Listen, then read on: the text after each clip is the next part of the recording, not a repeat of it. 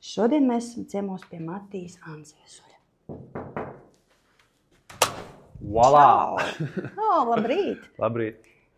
Stāsti, kur mēs esam, Matīs, atnākuši? Mēs esam atnākuši uz mūsu vienu no daudziem ofisiem, kurā nav cilvēku, kā pārstāv visos mūsu ofisos. Ofisi ir daudz, mēs daudz par viņiem maksājam, bet cilvēku nav.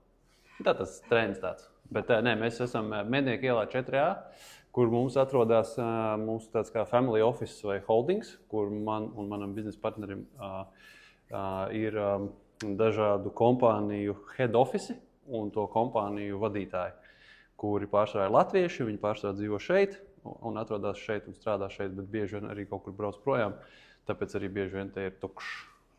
Labi. Dienas sākums ar kafiju vai tēju?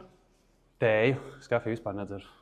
Saulaina vasaras nakts vai dzestars ziemas rīts? Saulaina vasaras nakts? Gan. Mototrasa vai autotrasa? Mototrasa. Skats no kalna virsotnes vai viļņu šļakatas? Gan. Bet ja jāizvēlās? Viļņu šļakatas. Kāda viļņa? Es nezinu. No okeāna viļņu šļakatas. Vannas. Ja, ne galvenais, lai nav jūras šā te. Nepatīk jūra? Pie jūras līča šļakatas. Kas tev pret pie jūras līča? Viņš tāds maziņš. Man patīk okeāna lielāks spēks. Tu esi pūcis vai cīrulis? Es esmu pa vidu. Man nepatīk baigāk ar celties un man nepatīk iet vēl gulēt. Es esmu kaut kas ir pa vidu starp pūci un cīruli. Grāmata vai podcasts? Pasēc pēdējā. Nē. Es teiktu, ka podcasts. Mūsdienās jau visiem slinkums lasīt grāmatas. Dziļš miers mājās vai aizraujošs piedzīvojums ceļojumā? Dziļš miers mājās. Rūpīgi izstrādāts plāns vai spontāns solis nezināmajā? Rūpīgi izstrādāts plāns. Paša gatavots ēdiens mājās vai restorānā? Restorānā es negatavoju pats, es nemāku gatavot. Bet tev mājas ēdiens labāk garšo vai tāds? Mājas, jā. Mājas ēdiens. Kartupeļi ar kotletēm. Mācīgais mērķis. Jā, easy. Vai radošas un interesants idejas dzimst troksnī vai klusumā? Gan. Manā pieredzē gan. Vai gan troksni, gan klusumu. Filma, kino vai mājās? Mājās. Ja tava dzīve būtu filma, kāds būtu tās nosaukums? Izcils, labākais, apbrīnojams. Komēdija? Nē, nopietna drāma. Drāma. Tā, man ir jāskatās uz tevi, ne? Vai tici, ka viss dzīvē notiek ar kādu iemeslu? Vai viss dzīvē notiek ar kādu iemeslu? Nē, varbūt tās dzīvē daudz kas nenotiek vispār nekādā saprotamā veidā un bez iemesla. Kāds bija pēdējā nejaušā sakritība, kas mainīja tavu ikdienu? Labs jautājums. Nejaušā sakritība, kas mainīja manu ikdienu? Kaut kāds, ko pēdējo tu atceries, to tāds? Varbūt kaut kāds cilvēks, ko es esmu saticis, kā rezultātā. Es nezinu, labs jautājums. Nē, es to pateikšu. Nē, es zinu, jā, varbūt tās. Es esmu sapazinies ar enduro entuziastiem un dēļ viņiem es daudz vairāk trenējos enduro. Ja tas skaitās, es nezinu, vai tas skaitās. Vai tev šķiet, ka cilvēks pats veido savu likteni vai ir viss jau ierakstīts zvaigznēs? Gan. Tu tici astroloģijai? Es neko daudz nezinu par astroloģiju, līdz ar to teikt, vai es ticu vai nē, būtu tā kā gan viens variants, gan otrs būtu nebūtu īsti pareizi. Es vienkārši nezinu, es par to nedomāju. Kurš lēmums tavā dzīvē atvēra visvairāk iespējas? Varbūt mācības, braukt mācīties ārzemēs. Kur tu mācījies? Anglijā, universitātē. Pēc 12. klases tu kā aizbrauc turē? Jā.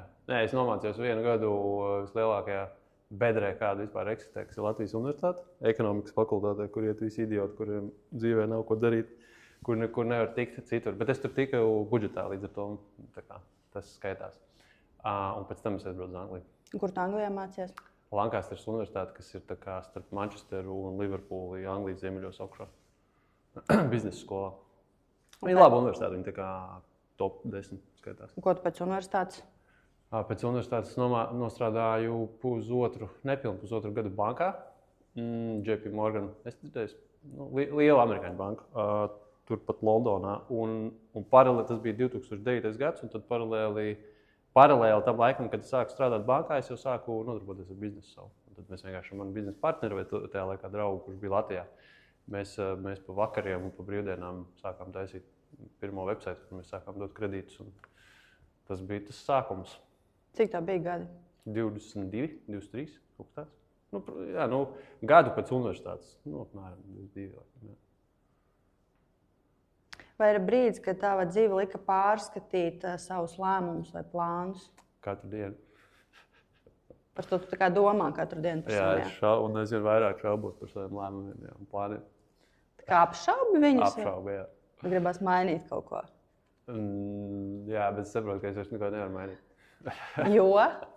Es nezinu. Liekas, ka katrs nākošais lēmums, ko es veicu, ir sliktāks kā iepriekšējais. Nē, sāks. Nav tik traki. Kā tev šķiet, mēs atrodam iespējas vai tās atrod mūsu? Baigi filozofiski jautājumi. Gan. Es noteikti atrodu pats un radu kaut kādas iespējas, un dažreiz iespējas atrod mani. Gan. Bet tādam veiksmīgam cilvēkam, kā īstenībā būtu? Tas atkarīgs no tā, kā tu uzskati. Ja ir cilvēki, kuri strādā no tādas es nosaku, kontrolēju un tā tālāk no tādas pozīcijas, un ir cilvēki, kuri ļoti paļaujās daudz vairāk uz to, ka ar viņiem kaut kas notiek, sakritība, pozitīvs veiksme, un abi šie cilvēku tipi var būt ļoti veiksmīgi. Un es esmu tāds cilvēku tips, kas kontrolē, kuram patīk noteikti izlemt, plānot, līdz ar to mazāk paļauties uz apkārtējiem apstākļiem un lietām.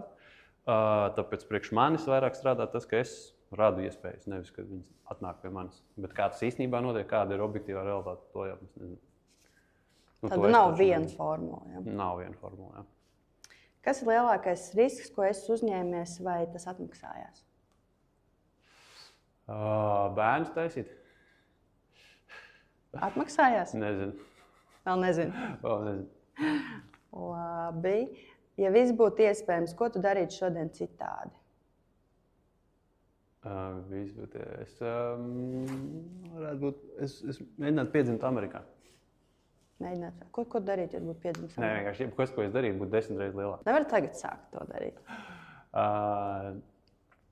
Varu, jā, bet ja es būtu Amerikā, tas attiecinās uz biznesu laikam vairāk. Ja tu esi Amerikā, tad vienkārši viss, ko tu dari Eiropā, ir tik liels, un viss, ko tu dari Amerikā, tad dari to pašu. Viņš ir vienkārši šķirik liels. Tāpēc es teiktu, priekš biznesu tā būtu labāka vide. Bet es atklāju, tas nav tā. Viena svētku diena, ko vajadzētu ieviest pasaulē? Viena svētku diena.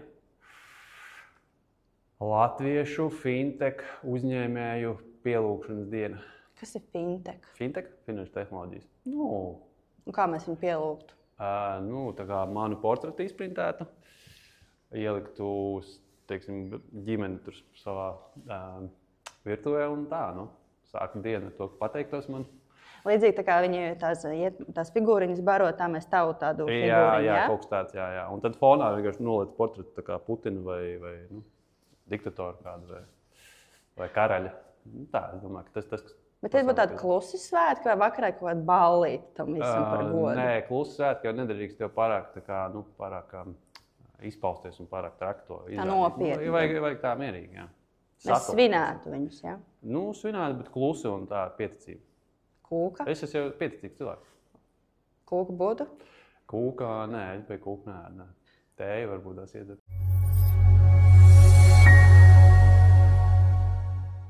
Kādu bērnības blēņu atgadījumu joprojām tu atceries ar smaidu? Daudz diezgan, bet šī nedrīkst stāstīt. Vienai skolotāji iemet ar slapu sāvatu pa muguru. Viņi to neredzēja, tāpēc, kad viens džeks atvēra klases durvis, jo tā skolotāja stāvēja ar seju pret skolēniem, un tās durvis bija principā aiz viņas muguras. Un tad viņš atvēra tās durvis, es viņai iemetu ar sāvetu, viņš ātri aiztaisīja ciet, un tad mēs aizskrējām projām. Tā bija tikai viena no daudzajām epizodēm. Tagad, ja viņi klausīsies interviju, tad viņi sapratīs, ka tas esi tu? Nē, viņi nezinās. Viņi joprojām nezina, ka tas bija es. Bet ja viņi nostīsies interviju? Varbūt es ceru, ka viņi neatcerēsies vairs, ka kaut kas tāds ir bijis. Bet, Bet tu vispār darīji daudz blēņas, ja? Es esmu darījis daudz blēņu. Man vecāki, es vēl nesen biju pie vecākiem, mēs runājām drusku par to. Mani vecāki brauca Krimultas vidusskolas. Es beidzu pamatskolu, bet saucās Krimultas vidusskola, bet tur beidzu 9. klases. Tur mani vecāki brauca, mana māma, jā, tur divreiz bija problēmas ar uzvedību. Man ir atzīmes vienmēr bijuši ļoti labas, uzvedība ir bijusi izaicinājums. Un arī pirmajā ģimnāzijā man bija diezgan nopietna situācija, kad man gribēja principā izmest no skolas par uzvedību, par blēņām, sauksim tā. Un tad arī mani vecāki, māma brauca uz skolu un kaut kā viņi tur sarunāja ar audzinātāju, un audzinātājs sarunāja, laikam ir direktori vai kaut kā. Ka man neizmetīs. Bet tu tā kā saprati, ka tā nevajag darīt, vai tā ir kaut kāda tāda tava dzīves sastāvdaļa, ka tas bija tāds posms? Nē, tas jau bija vairāk kā... Man vienmēr ir svarīgi bijis būt kaut kādā vai uzmanības centrā, vai es nezinu, ar kaut ko izcelties, vai būt tur labākam mācībās, vai sportā, vai kaut kur. Un ģimnāzijas gadījumā es nevarēju izcelties ar mācībām, es nevarēju būt gudrākais, tāpēc, ka tur bija tāds brilles, kas vienkārši tur 9,5 tur vidēja atzīme, kaut kas tāds. Un tad veids, kā es tur varēju izcelties, bija caur, ar kaut ko citu. Un es nebiju tur baigi labs, nezinu, sportā vai kā. Es netrenējos neko baigi. Un tad, attiecīgi, vienīgais, ko es varēju izcelties, bija uzvedība un izskats. Un tad es ģērbos tādās super platās drēbēs, un es uzvedos vienkārši no absurdi priekš tā tagad skatās atpakaļ. Ko absurdi? Vienkārši es darīju visādas tīņu stulbības. Tas vairāk tāds. Kāds bija tavs bērnības sapnis, par ko tu gribēji kļūt? Atkarībā par kuru bērnības posmu mēs runājam. Es atceros, vienu brīdi man bērnības sapnis bija par karatē skolotāju kļūt. Bet tu netrenējies karatē? Nē, es netrenējos. Tieši es gribēju, tas bija tāds aspirational. Okay. Karatē skolotājs gribēju būt. Pēc tam man tā liekas, man gribējās būt kaut kādam rallija braucējam, bet tādās stilīgās drēbēs, lai es izskatītos stilīgs. Bet tieši ar rallijas kā mašīna? Jā, kā mašīna, jā. Jo tad es nāku no tāda maza ciema, nepārāk tālu no Rīgas, Loja Ragana, un tur, tāds, kā saka, maza ciema mentalitāte, tur, kas skaitījās kruta, bija braukt ar tūnētām vecām tačkām, kurās ir tūmas lielas, un tur vakarā tur dzert tāliņas. Tā bija tā vide, no kuras es nāku. Man gan, protams, es vienmēr diezgan biju atšķirīgs no tās vides, bet jā, tur bija baigi krūti, ka tu labi mācēji, baigi ātri mācēji braukt ar autiņu.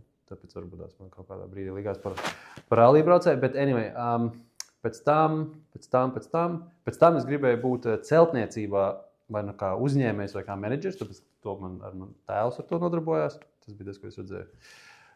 Un tad, kad es jau nobriedu un jau pieaugu, tad bija viens posms, tie bija pāris gadi, kad es biju universitātē, kad es gribēju kļūt par investīciju baņķieri, jo tā bija karjera, kurā gāja tādi gudrākie, spēcīgākie studenti no biznesa skolām. Un tad, kad es tur nonācu, es sapratu, ka man tas nepatīk, un tad es sāku paralēli nodarboties ar savu biznesu. Un tā bija pirmā reize dzīvē, kad es sapratu, ka es esmu tur, kur man ir jābūt un daru to, kas man vislabāk padodas, kas ir uzņēmējdarbība. Kurš laiks pagrieziena punkts tavā attīstībā karjerā bija kā visaugstākais? Vai tu vēl ej uz šo augstāko punktu? Es ceru, ka es eju uz viņu. Kāds būtu tev tas atskaites punkts, kad tu man teiksi, Marta, klausies? Viens atskaites punkts bija, kad mēs piesaistījām naudu no Capitec. Tā ir liela Dienvidāfrikas banka, viņa tā kā Svetbanka Dienvidāfrikā, multimiljardīgs uzņēmums. Un mēs piesaistījām naudu no viņiem 20 pār miljonus equity ieguldījumu, kas nozīmē, ka viņi ieguldīja mūsu kompānijas iekšā kompānijā.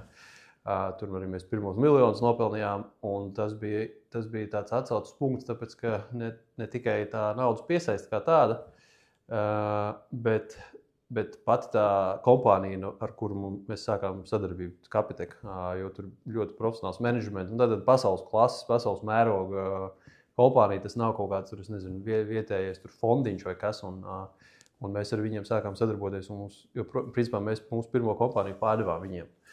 Tas bija noteikti tāds atsauces punkts. Tad ir katru gadu, vai nezinu, ik pa laikam ir kaut kādi posmi, kur man karjera, vai, ja tā varētu teikt, attīstās, un kaut kur viņa paliek, kaut kur viņa iet uz priekšu, kaut kur viņa stagnē, kaut kur ir kaut kas, ko es gribētu mainīt, un tā tālāk.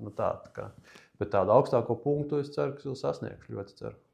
Kā tev ir nodot stafeti, uzticēties citiem darbiniekiem? No sākuma sapratu, jūs bijat divatā? Jā, tas bija sen, tas bija pašā sākumā.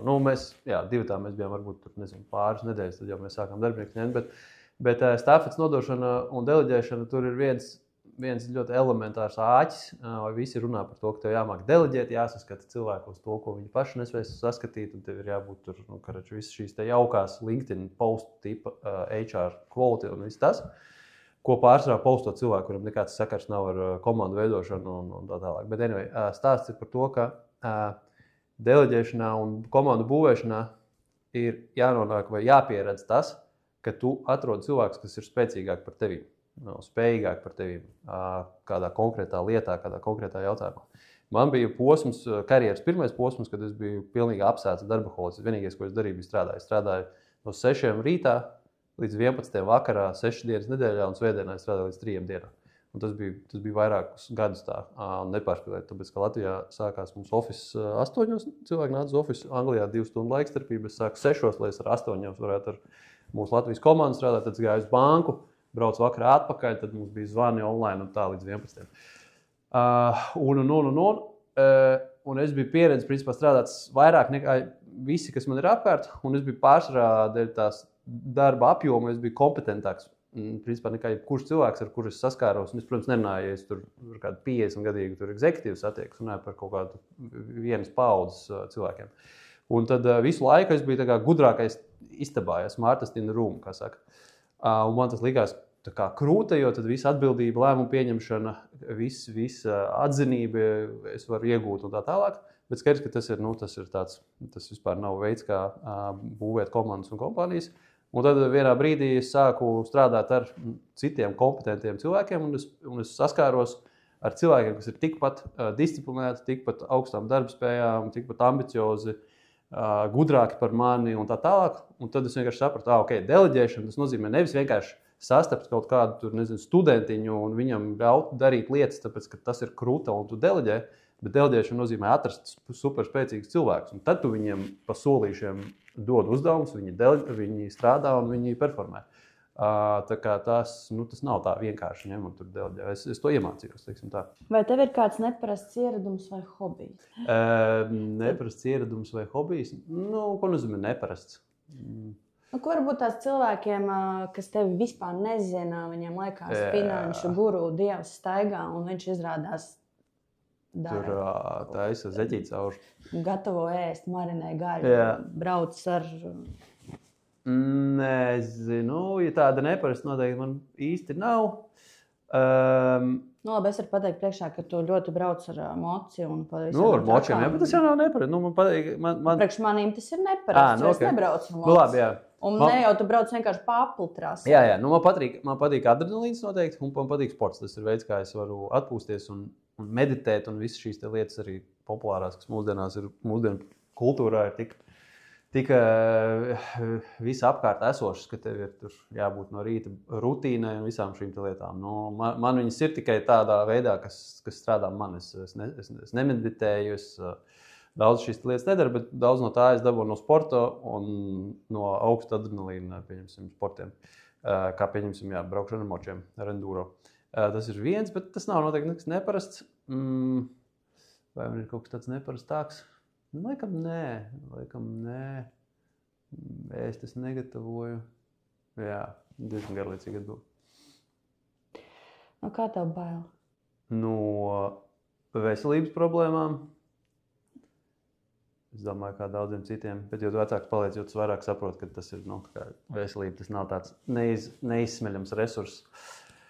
Man bail no tā, ka es nenopelnīšu kaut kādu $1 miljardu. Tas ir mans milzīgs bailes. Un no kā man vēl ir bail? Man ir klaustrofobija.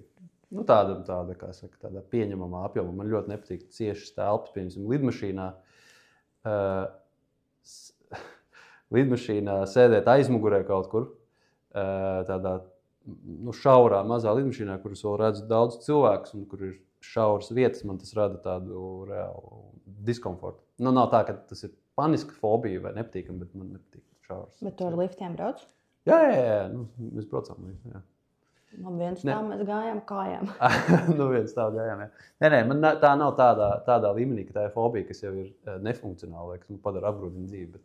Bet es vienkārši pēdējos, neatceros, 5-6 gados esmu piefiksējis, ka tas tā ir, ka man nepatīk tādas šauras vietas un tādi ierobežojumi fiziski. Kādreiz es vispār par to nedomāju, tas nebija vispār faktors. Kad pirmo reizi sajūtu vēlmi radīt kaut ko savu? Kā radīt kaut ko savu, tur arī bērni skatās, vai ne? Droši vien, tie ir tavi. Cerams. Radīt kaut ko savu. Ja godīgi man kaut ko savu un tā kā savu ceļu iet un būt neatkarīgam ir absolūti izteikta īpašība jau no agras bērnības. Man vienmēr gribējās tā kā izlemt, noteikt, es nezinu, pagalmā es atceros spēlējos un tur bija viens tāds džeks, viņš tāds pusģēnijs, matemātikas un, nezinu, datorģēnijs, un viņš bija izdomājis tādu kā spēli, kas ietvēra sevī mūsu pie mazās ciematiņa, kur mēs dzīvojām. Tur bija ābeļdārs. Ja?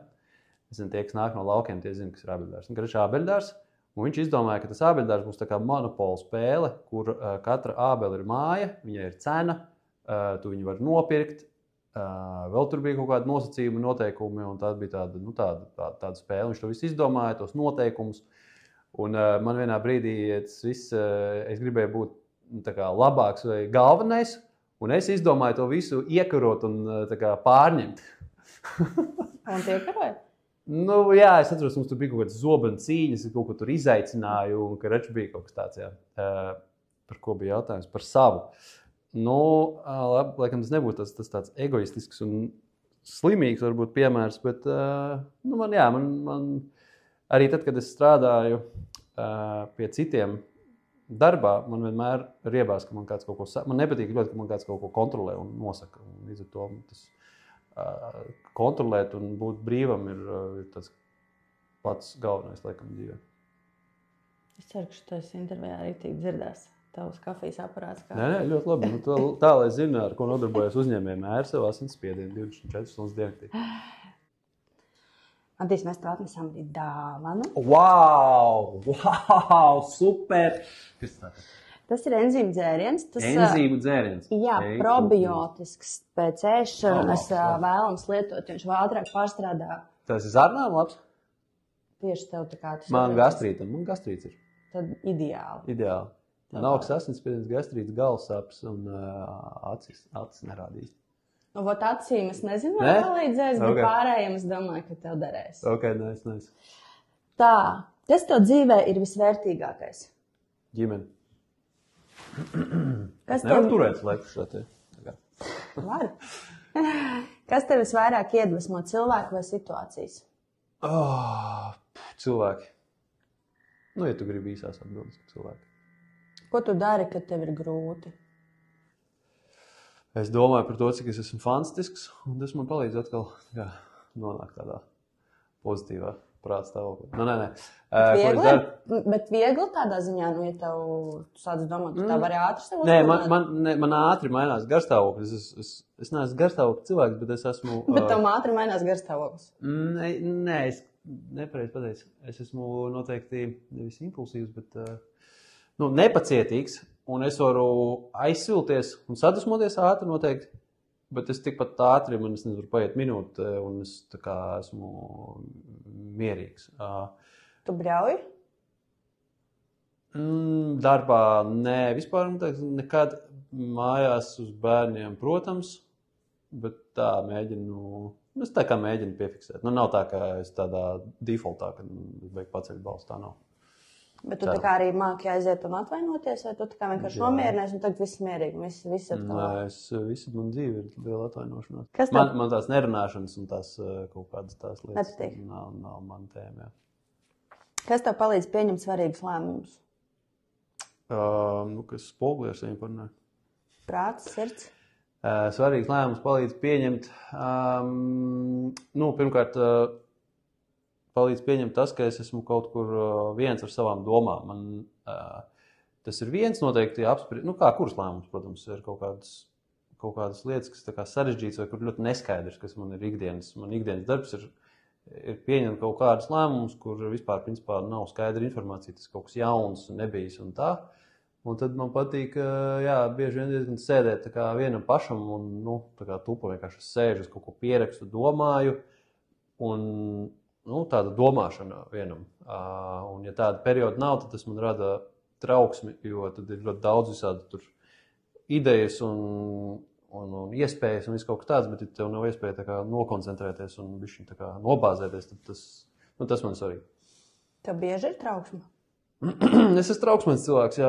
Man kādreiz noteikti bija daudz vairāk, un kāda tipa trauksme. Tagad man trauksme ir par pilnīgi citām lietām, bet es teiktu, ka es esmu trauksmens cilvēks, bet tā trauksme izpaužās savādāk. Kādreiz man bija tiešām, man ir bijuši panikas lēkmes, tāda satraukuma par to, ka ja kaut kas tur nenotiks, kā es plānoju, kaut kas netiks izdarīts vai nebūs tāds rezultāts, tad viss tur sabruks un tāda noteikti man bija tāda domāšana. Un tāpēc man vienmēr vajadzēja ļoti iespringt un izdarīt un līdz galam un perfekti un tā. Tagad man noteikti ir trauksme, bet viņa ir kaut tāda savādāka, varbūt tāda maigākā. Bet es esmu trauksmēs cilvēks. Jā. Kā tu to mainīji? Ar pieredzi, ar vecumu. Es nedarīju, es esmu kā jebkurš tur kaut kāds daudz maz normāls cilvēks ar sevi strādājis, gājis pie terapeitiem, gājis uz dažādiem pašattīstības kursiem, visas šīs lietas. Tas ir viens, bet otrs ir pieredzes rezultātā.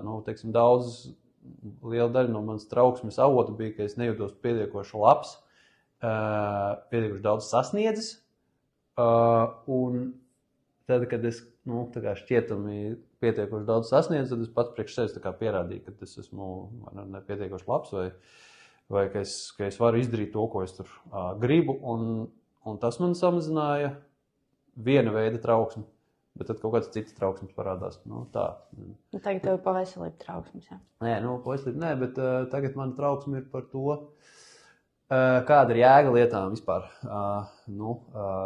Nauda, es esmu nopelnījis naudu, ja?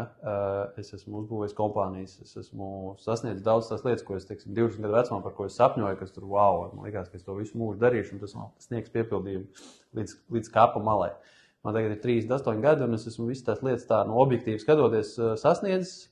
Noteikti var vairāk, var labāk un savādāk, bet nav teikt tā, ka tur būvēt vēl vienu kompāniju, nopelnīt vēl 1 miljonu vai kaut kādu nopirkt vēl vienu dārgu lietu, ka tas būs, ka tas tiešām būs that's it. Amazing, tas tā nav, un tad rodās trauksme par to, kas ir, kā aizpildīt laiku, un kas vispār ir svarīgi, kas ir prioritāte, kas ne. Tādas, kas tā ir pusmūžu tādas krīzes jautājumi. Kas ir visgrūtākais lēmums, ko jebkad esi pieņēmis? Tu zini, pirmkārt, man ar lēmumu pieņemšanu baigi nav grūtība, es viņu šausmīgi ātri pieņemu. Man nav tā, ka es esmu svārstījies, šaubījies, es esmu diezgan tā. Es pieņemu lēmumus ātri, nešaubīgi, un es esmu pārsvarā diezgan pārliecināts par viņiem, un drīzāk ir otrs, tā kā ne galējība, bet es liecos, pārāk ātri un viegli pieņemt lēmumus, nevis viegli prātīgi, bet, ātri. Tāpēc man grūti pieņemt lēmumus. Man ir grūti pieņemt lēmumus, kur braukt ceļot, kas ir diezgan absurdi un triviāli. Tā biznesā ir kaut kādi lēmumi, kurus ir grūti pieņemt, tāpēc, ka negribās piedzīvot visu to, kas ir saistīts ar to, ka tu daudz ieguldi darbu un tu kļūdies un nesanāk tā, kā tu gribi, un tu esi daudz enerģiju ielicis. Un tas varbūt tagad man vairāk nekā pagātnē liedz super ātri pieņemt lēmumus. Es esmu tāds tā kā apdomīgāks un varbūt šaubīgāks par lietām, bet tā, ka grūti pieņemt lēmumus, man tas tā, nav vispār. Kāda vērtība tavā dzīvē ir nemainīga, lai kas arī notiktu? Daudzas vērtības, ģimenes, pats svarīgākais dzīvē ir nauda. Ģimene un nauda. Es sāku par naudu.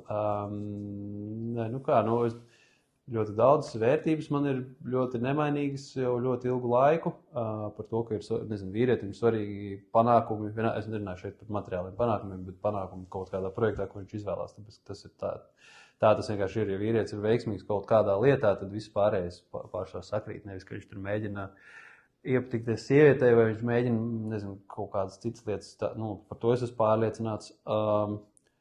Manā gadījumā ģimene man ir svarīgas ilgtermiņa attiecības ar tuviem cilvēkiem. Man nav svarīgi, man ir svarīgi, ka man ir draugi un jaunas attiecības, bet tā, ja es tā paskatos, man ir daži cilvēki, kuri manā dzīvē ļoti ilgu laiku. Jā, un tie man ir ļoti svarīgi.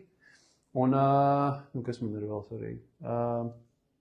Tas nebija jautājums par to, kas svarīgi. Jautājums bija, kādas pārliecības ir. Kādas vērtības tavā dzīvē nemainīgas? Man ir vieglāk pateikt tā. Visas tās vērtības, kas man ir bijušas, super sen atpakaļ, man joprojām viņas ir.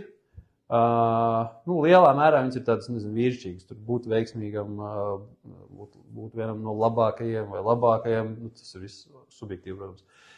Ģimenes vērtības, labas attiecības ar tuviniekiem. Tas, kas man ir mainījies, kas kādreiz nebija, ir prioritizēt savas vajadzības un ne tādā ziņā, kā prioritizēt savas egoistiskās vajadzības, tur apliecināšanās panākuma tālāk, bet vairāk veselība, laiks sev un tās lietas. Man kādreiz viņas vispār neeksistē, tas bija vispār pilnīgi nebūtiski. Tagad es prioritizēju, un man svarīgāk ir mans personīgais kaut kāds kvalitatīvs laiks un atpūta, nevis tur skriet uz kaut kādu otru pasaules malu, lai varbūt satiktos ar biznesa partneri, lai mēs kaut ko varbūt sarunātu. Tā ir tā lieta, kas man ir. Vai tu izjūti laimi klusumā vai aktivitātē? Aktivitātē, laikam, es esmu kā trauksmēns cilvēks, līdz ar to man vajag non-stop aktivitāti. Adrenalīns to droši vien dod to adrenalīns un man īstenībā trauksme rodās lielākoties no tā, kad ir tā kā tukša diena un nekas nav jādara, man nekur nav jābūt, nav jāskrien, un tad tu sēdi un tu esi viens ar sevi. Tas man noteikti rada trauksmi.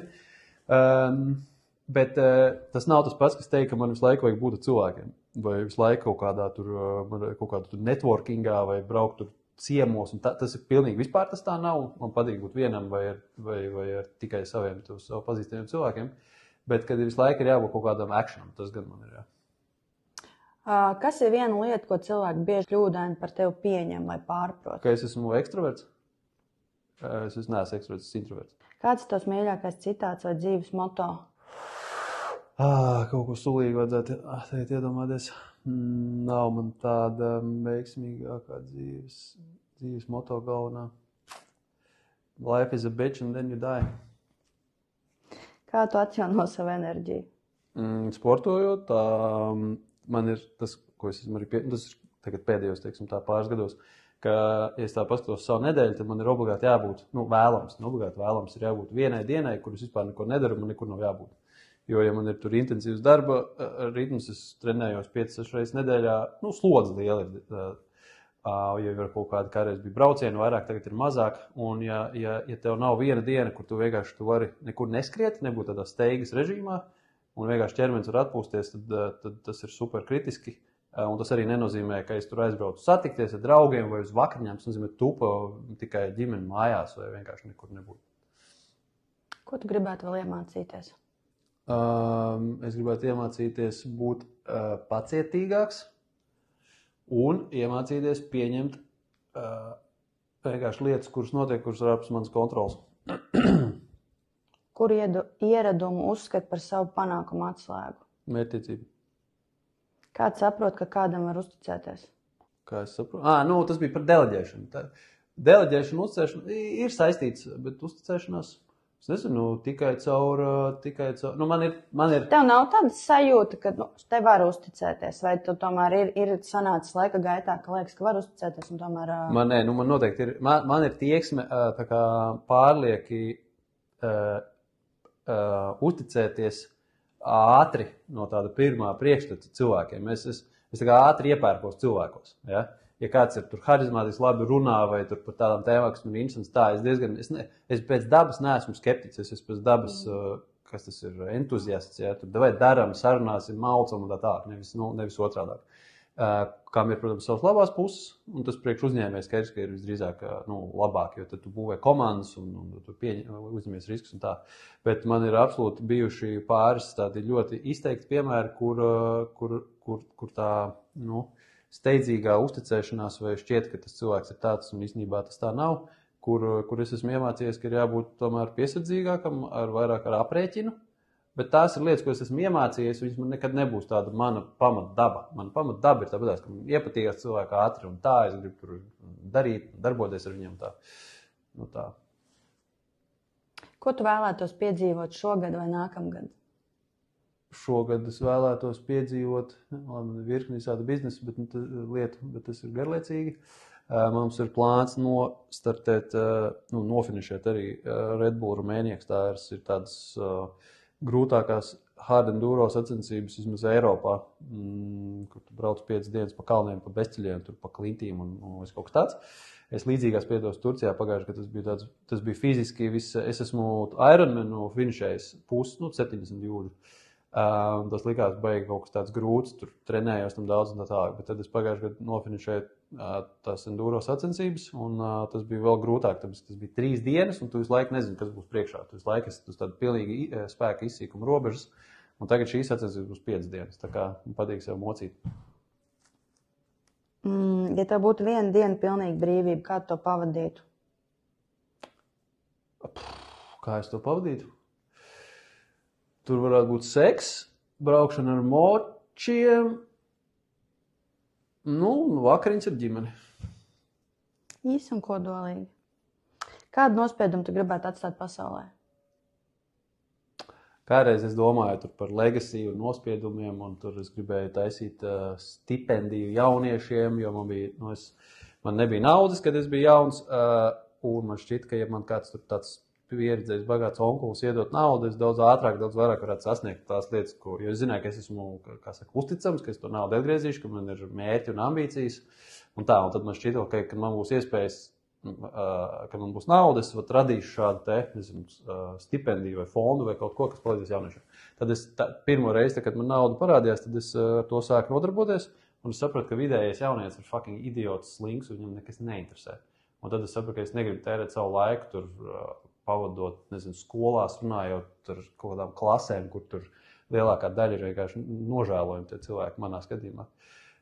Kāds bija jautājums? Neatceros, ko es gribētu... Nospiedumu. Un tad es sapratu, ka tās,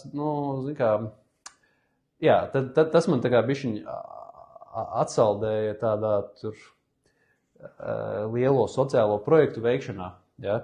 Un vēl ir bijuši vairāk piemēri arī, kur es tā kā izdaru kaut ko labu un negluži sagaidu baigo paldies, bet vismaz kaut kādu elementāru novērtējumu, to cilvēki īsti tā kā nenovērtē. Nospiedumu ziņā, ko es gribu, pirmkārt, būt labs cilvēks tiem cilvēkiem, ar kuriem es saskaros visvairāk savā dzīvē un ikdienā. Ja es teiksim, nomirstu un viņi par mani saka, viņš tomēr bija beigies pidars un kaut kā tā. Savā būtībā viņš tomēr bija tāds sautīgs kretīns. Tad tas nav forši. Tad es sāktu ar to, ka tie cilvēki tiešām man pazīst ar kaut ko tiešām fundamentāli labi pateikt par maniem. Tā. Bet es arī, protams, gribētu uzbūvēt lielas slimnīcas un filantropijas fondus, arī tas nebūs slikti.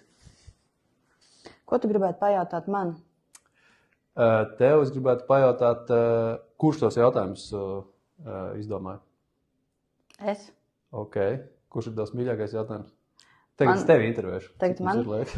Es viņus mainu pēc cilvēkiem, bet man vispār patīk par tādiem svētkiem, vai kāds dzīvnieks tu gribētu būt, kas ir vispār tādi galīgi netipiski, vai tev būtu burvi noņi, ko tu gribētu ar viņu iesākt. Vai kas ir mīlestība? Visi tā kā vienmēr zina, kas tas ir, un tā kā pajautā, kas ir mīlestība. Tā... Varētu teikt, ka tas ir ļoti sievišķīgs jautājums. Kas ir mīlestība? Jā. Jā? Es neesmu tagad domājis par to, kas ir mīlestība. Tā papšķiet, kas ir mīlestība?